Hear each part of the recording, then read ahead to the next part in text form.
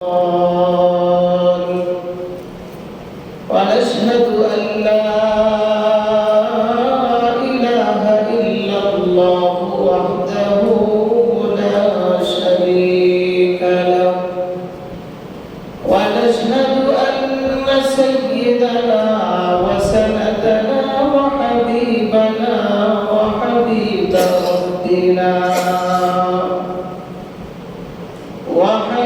ربنا وطبيبنا وطبيب قلوبنا ومولانا محمدا عبده ورسوله الذي أرسله الله تعالى بالحق بشيرا ونذيرا وداعيا إلى الله بإذنه وسراجا منيرا أما بعد فأعوذ بالله من الشيطان الرجيم بسم الله الرحمن الرحيم وإذ نجيناكم من آل فرعون يسومونكم سوء العذاب يذبحون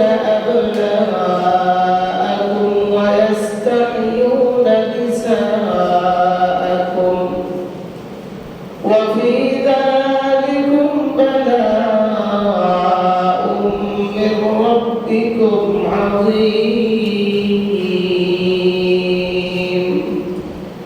وإذ فرقنا بكم البحر فأنجيناكم وأغرقنا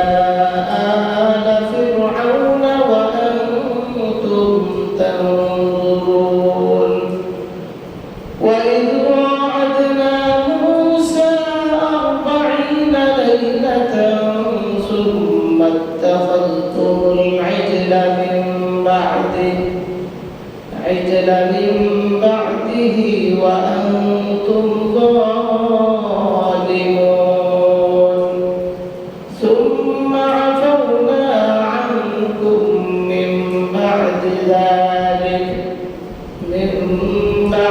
ذلك لعلكم تشكرون صدق الله العظيم وقال تعالى في شأن حبيبه ومحبوبه ومعشوقه مخبرا وآمرا إن الله وملائكته يصلون على النبي يا أيها الذين آمنوا صلوا عليه وسلموا تسليما اللهم صل على محمد وعلى آل محمد كما صليت على إبراهيم وعلى آل إبراهيم إنك حميد مجيد اللهم بارك على محمد وعلى آل محمد كما باركت على إبراهيم وعلى آل إبراهيم إنك حميد مجيد سبحانك لا علم لنا إلا ما علمتنا إنك أنت العليم الحكيم رب اشرح لي صدري ويسر لي أمري واحلل عقدة من لساني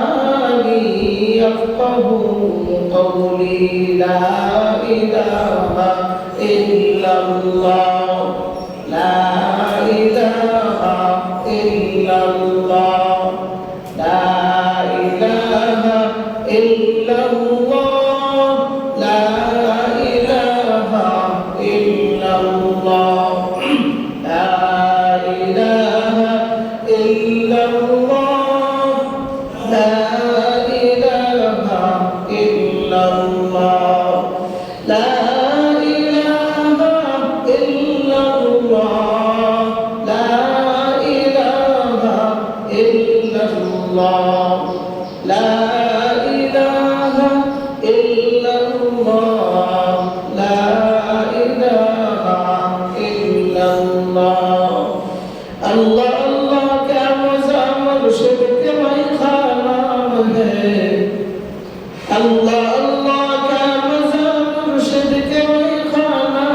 ہے دونوں عالم کی حقیقت ایک بے معنی ہے لا إله إلا الله لا إله إلا الله لا إله إلا الله لا إله إلا الله لا إله إلا الله لا إله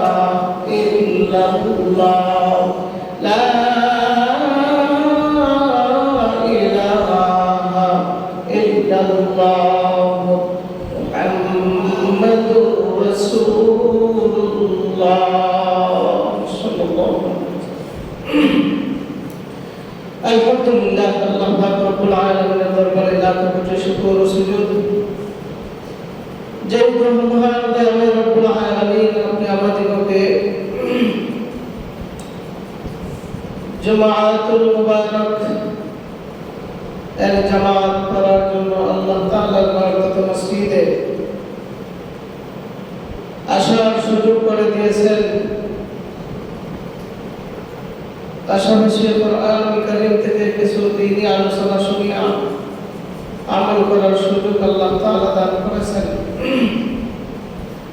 এই জন্য মহান রব্বে কাবার দরবারে আমরা কালিমাতুল শুকর আদায় করছি আলহামদুলিল্লাহ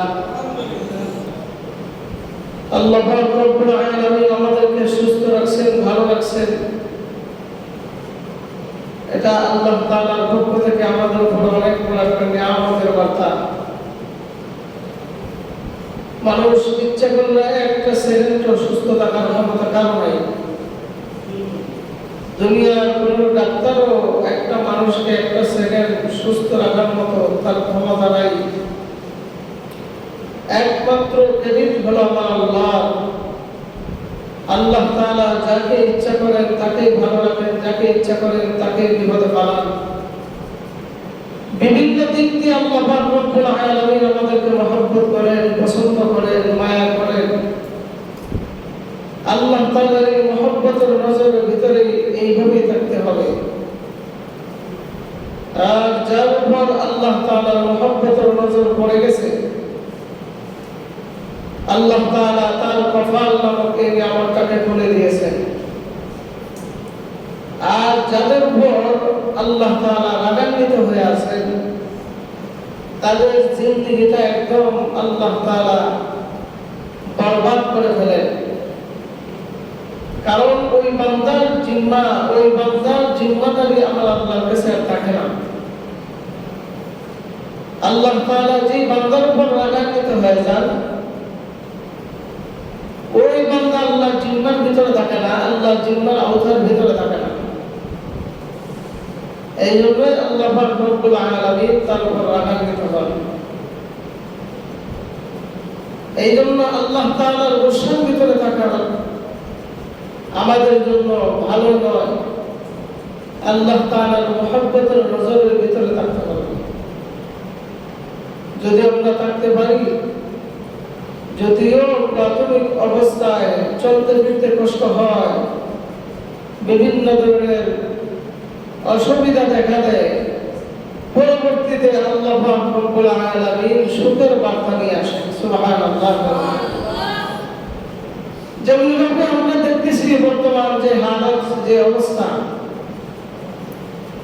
ইসরায়েল ফিলিস্তিন এবং গাজার মুসলমানের উপরে এমন জুলুম অত্যাচার শুরু করেছিল এর